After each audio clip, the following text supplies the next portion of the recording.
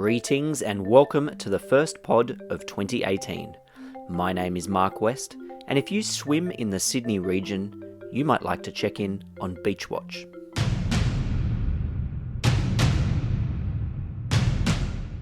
Started a long time ago, back in 1989, and this was in response to the community concern about pollution at the beaches. In those days, there was probably about 1 billion litres of primary treated sewage, which was discharged into Sydney's coastline, and it would wash straight back on the beach. So as you can imagine, the community wasn't really wanting to accept that, and they had the poo marches and had concerts, and it was really quite sort of front page news at the time. In response to that, the government established the Beachwatch Program. The Beachwatch Program tests the water quality of Sydney beaches to see if they are suitable for swimming. I spoke with the Beachwatch Program Manager, Dr. Meredith Campey, about what Beachwatch does, its history, how they test and what they test for, and the various reasons a beach may be unsuitable for swimming.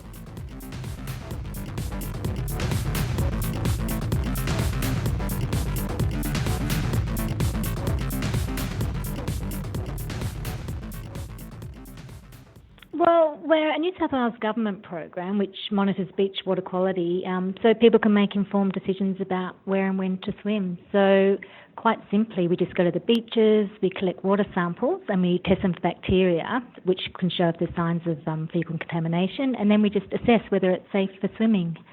So we're actually, it started a long time ago, back in 1989, and this was in response to the community concern about pollution at the beaches at that time, because in those days there was probably about 1 billion litres of primary treated sewage, which was discharged into Sydney's coastline, and it would wash, in certain conditions, straight back on the beach. So you could actually see sort of the visual signs of pollution, like discoloured water and, things floating, and also having grease balls on the sand and things like that. So as you can imagine, the community wasn't really wanting to accept that, and they prepared all these, had the poo marches and had concerts, and it was really quite sort of front page news at the time. So in response to that, the government established the Beachwatch Program. So we started off, it was quite different in those days. The team at that point used to go up in helicopters, and they would fly down the coastline and just look at the plumes and see where they were heading and which direction they were floating. And they would also go on the beaches, and they would just walk down the beach and count the number of grease balls and the size of them, and do those sort of field observations. So it's changed a bit since then. There's no longer any helicopters, unfortunately, or fortunately, but unfortunately for us, because it seems quite fun. And then after we started doing the ocean beaches, it was expanded to include the more estuarine areas. So that was looking at Sydney Harbour, Botany Bay, and Port Hacking as well. Year after that, we continued to expand, and so in '96 we had the Hunter and Illawarra ranges as well. And then about 15 years ago was another major change to the program, where we started the Beachwatch Partnership Program. So what this was is going out to the more regional areas of the New South Wales coast and working in partnership with the councils, so we can have some sites along the coastline of New South Wales. Wow, so you've got most of Sydney and now expanding up and down the coast. Yeah, that's right. So, obviously we can't monitor every single beach. It would be great if we could, but we do have to prioritise in some areas. So often you find, the ones that are remote or haven't got many swimmers, they're obviously not a high as priority as the others. And we also find that sites like that are often, if they're not in quite as urbanised areas, there's less potential sources of pollution. So they're often the water quality there is quite good. So that's amazing, talking about going up in a helicopter and literally looking down and finding plumes and grease balls and that sort of thing, as that's where the pollution got to. That's amazing. So I guess that doesn't happen these days. Why doesn't that happen these days, and how do we get pollution to the beaches? Well, the major thing that changed that was actually having the deep ocean outfalls put in from the main sewage treatment plants in Sydney. So that's from Bondi, Malabar and North Head. So that took the pollution to about 3 to 5 kilometres offshore. So we don't have those big plumes anymore. So there has been sort of vast improvement in the wastewater network, and there's also been sort of improvements in stormwater management as well, which has really helped improve the water quality at the beaches. And so it's stormwater that gets down. Stormwater can get down to the beach, I guess. I've also read about sewerage systems. Yeah, look, the rainfall is the major driver of pollution because it does generate the stormwater, but it also triggers discharges from the wastewater system. So when it rains, what happens is obviously the rain washes everything off the streets and roads, so all the pollutants like dog droppings, cigarette butts, any rubbish, oil, so that all washes into the stormwater system and that discharges at the beaches. And it's not treated, so it's not like the wastewater which is treated. Stormwater is untreated, and although there are sometimes traps, that will collect the large sort of litter, but everything else still goes through and discharges to the beach. But the other thing we have is, although in Australia the stormwater is separated from the wastewater system, you can get overflows from the wastewater into the stormwater. And usually this is, or when it happens in wet weather events. So how it happens is, if there can be cracks in the pipe, and this is remembering in Sydney there's like over 22,000 kilometres of pipes around the area. So if there's cracks, which can happen mostly through tree roots sort of breaking their way in, water or the rainwater can get into the system and then the flow will exceed the capacity of the pipes. So what they have done is put these sort of they're called emergency relief valves or discharge points, where the excess water can be diverted out of the wastewater system. So the good thing about this is it does stop it from flowing back into your house, coming out of your toilet into your bathroom. But what it does do, it discharges and it will either go into a sort of a creek or to the stormwater system. So in those circumstances, you are getting the untreated sewage flowing into the stormwater. And although it is highly diluted, it's still flowing through there and coming out at the beach. Okay, so I live near the Cooks River, and I've read various reports about the levels of fecal matter and whatnot in there, and I always wondered, how did it get there? What are people doing? So that's how it gets there. It's it's overflow. Yeah, most of the time it is that. You can also get it coming from animals as well. So with our sampling, we don't differentiate or make a difference between whether it's from animals or humans. Mostly it is humans, but it can be from dog droppings or native, natural animals as well. But again, it can be the leaks in the sewage system and then those overflows at rainfall. So what are the possible health risks? I mean, it doesn't sound nice swimming with dog droppings, but what's the actual health risk? Look, swimming in polluted waters, it exposes us to pathogens and they make us unwell. So the pathogens are the organisms that cause disease in humans, and the most common types are things like bacteria, viruses and protozoa. And protozoa are the ones that they live in the water as hardy cysts, and then once ingested can actually be parasites within you. So exposure to this can cause gastroenteritis. So symptoms of that would be, vomiting, diarrhea, stomach aches, nausea, headache and fever. But you can also get infections, so like skin infections, ear infections, eye or upper respiratory tract infections. So again, this is when the pathogens can get through cuts or abrasions in your skin, or just through sort of delicate membranes in your ears and your nose. And these are the sorts of things that Beachwatch tests for? Well, we don't test for the pathogens themselves or the viruses because that's quite a complicated process. It takes a long time and costs a lot of money. But what we do test for is the bacteria enterococci. So this is what is outlined or advised by the National Health and Medical Research Council guidelines. And what it is, it's a bacteria which it indicates fecal contamination because it's actually excreted in faeces, and it's also really present in unpolluted waters.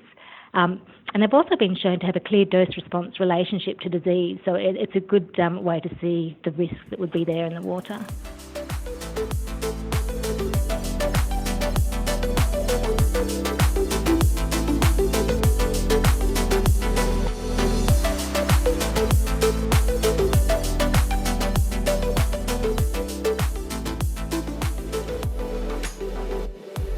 Each year, Beachwatch puts out a State of the Beaches report. How well are our beaches going over the last year? What did you find for 2016 and 17? Which beaches were good, and are things on the improve? We had a very good result for the most recent report. So we actually found that 98% of the 140 ocean beaches that we monitored were graded good or very good. And what this means is they're actually suitable for swimming most or almost all of the time. The thing that we do find, though, there is a difference in performance between the site types. So while the ocean beaches generally perform really well, The rainfall that we had over the past year did have some impacts on some of the more estuarine or lake and lagoon sites, so not all of them performed as well. And this is just generally because with the ocean beaches, you can have a lot more tidal flushing, which rapidly dilutes and disperses the pollution inputs, and that means they can recover a lot quicker from any sort of pollution incident. Is that the same for Sydney Harbour? Like usually when there's lots of rain, people say, oh, maybe you shouldn't be swimming in Sydney Harbour. Is that the same effect? It gets less flushing? Yeah, look, it is the same effect. So while we say at ocean beaches it probably takes about 1 day to recover from a stormwater event, the harbour takes a little bit longer, and it's because it is a bit more enclosed and it has a less sort of a flushing effect of the pollutants that may go in. And so what should we do? What should swimmers do if they wake up in the morning and think, I'm going to go and do this event, I'm going to go for a swim? What are some of the precautions? Should we be taking any precautions at all? What do you think? Yeah, look, what we always advise is very simply, do not swim in polluted waters. I think that's probably the best way to avoid any sort of chance of getting any illness. So there's sort of different ways that you can do this, but the first thing I would say is check, we issue a beach pollution forecast. So every day we'll issue a forecast and the advisories that go with that. So we have this for areas in Sydney, Hunter, Central Coast and the Illawarra region. So, and it's based on rainfall. So we determine the likelihood of pollution and the associated stormwater due to the recent rainfall in the area. And then we also update these advisories throughout the day, whether we receive information from Sydney Water about a sewage overflow or just speaking to the council lifeguards who can let us know sort of on the ground information if there's anything that to impact the quality of the water at the beach. So that would probably be one of the best things to do. And these are available on our website, and we also have a really good mobile optimised version, so you can look at it on your tablet or your mobile device. And then we have Twitter, Facebook, and there is also an email subscription. So if you like to receive a daily email, you can subscribe, and we'll send that out to you each morning at about 7:30 in the morning. But if you haven't got access to that, we would always say just check the weather forecast. It really is, in Sydney or in New South Wales, most pollution is related to rainfall. So just check if it's been raining recently. If it has, I'd say, as I said before, for ocean beaches, like leave it a day. Maybe for the more estuarine or enclosed areas like lagoons, leave it for up to 3 days before going in. But you can also look out for signs of pollution, such as discoloured water, odour, or floating debris. And again, just always avoid swimming near stormwater drains and perhaps lagoon openings as well, because these can be sources of the pollution. That's interesting. And so what do you think this summer's going to be like? Technology is improving, the water treatment, I presume, is improving, and the stormwater collection and all that. How's this summer looking? Look, I've heard conflicting reports. It will be very dependent on rainfall. So if we have a very wet summer, obviously that could impact some sites and make them, unsuitable for swimming at certain times. However, if it's quite dry, then you can expect to be able to swim, most days over summer.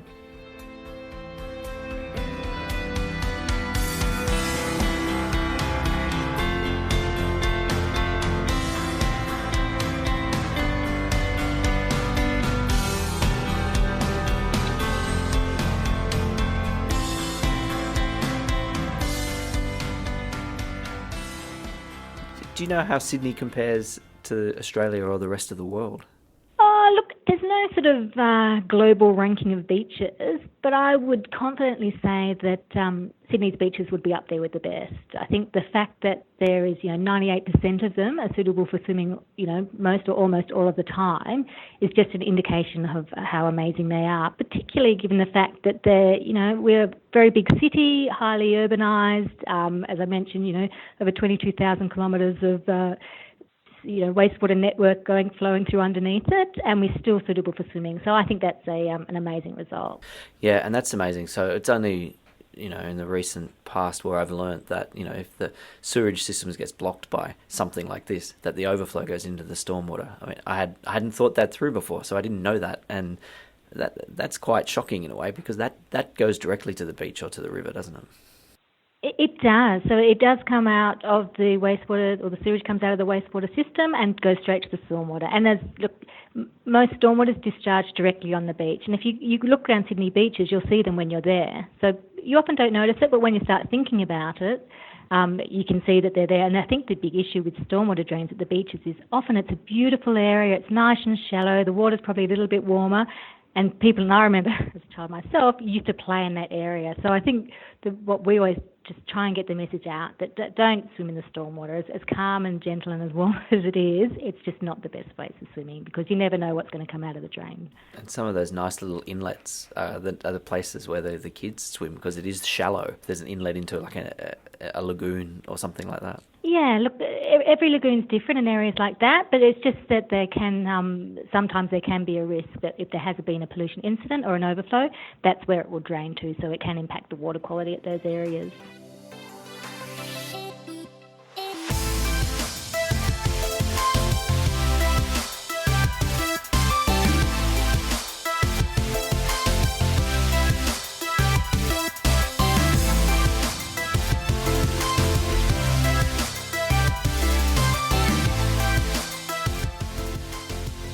Did you come at this from a science background yourself?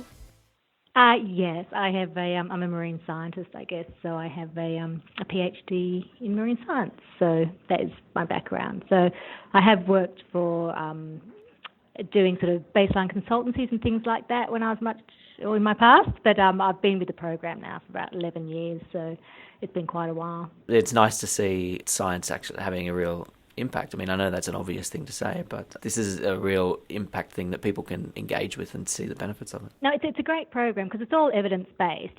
We follow, it's in accordance with the national guidelines, so it's all sort of, peer-reviewed and supported by health and the universities and things like that. So while it comes out sort of at the community end, just saying, pollution's likely or unlikely or things like that, there's actually a lot of work and science that goes on behind it to actually work out, what the scenarios are and the impacts that might have. So that's what I like about it, taking sort of quite complicated thing and making it quite simple so it can be consumed by, just be understood by everyone as how it needs to be. No, and it's quite clear too. I mean, I read that State of the Beaches report and I see the updates every weekend, and the communication is quite clear. You don't see all the science that's gone behind it, but then you get a recommendation basically about whether you should be swimming or not. Yeah. And the other good thing about the data that we have, because we have quite an extensive data set, it's actually very useful in assessing sort of the management and the performance of the wastewater and stormwater system. So if there have been any sort of major changes in the way things are done, or even sort of structural changes or operational changes, you can actually measure to see whether they have actually had an impact on water quality. So that's always it's a very useful measure for determining how effective management strategies are. I guess in that regard, you probably work closely with Sydney Water. You know when they've made changes and you can give them recommendations back.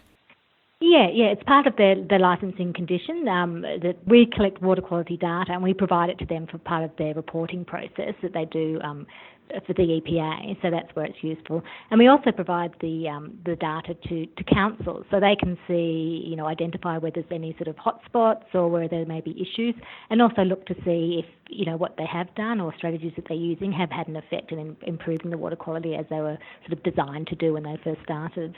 There's a lot of players really in this. There's Sydney Water, there's the councils, there's the EPA, and then there's yourself, and then there's the everyday person who's visiting the beach. And so there's a lot of players in keeping the beach clean. Yeah, look, the role of Beachwatch is really just sort of the monitoring and reporting, and then it's this information that we provide to all the other stakeholders or the people involved for them to use as they see the need to.